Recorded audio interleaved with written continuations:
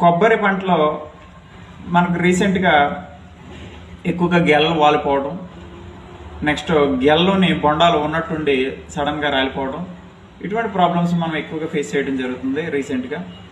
మనకి దీన్ని మనం జాగ్రత్తగా అబ్జర్వ్ చేసినప్పుడు ఒక తోటలో మనకి ఈ సమస్య ఎదురైనప్పుడు మనం ఒక మొక్కకు వచ్చి 100 గ్రాములు కాల్షియం నైట్రేట్ని అప్లై చేయడం జరిగింది. రెండో మొక్కకి పావు కేజీ 250 గ్రామ్స్ని అప్లై చేయడం జరిగింది. మూడో మొక్కకి 500 గ్రామ్స్ మనం కాల్షియం నైట్రేట్ని అప్లై చేసినప్పుడు ఈ 100 గ్రాములు 250 గ్రామ్స్ వేసింది అక్కడ ఇంకా డ్రాపింగ్ జరుగుతూనే ఉంది.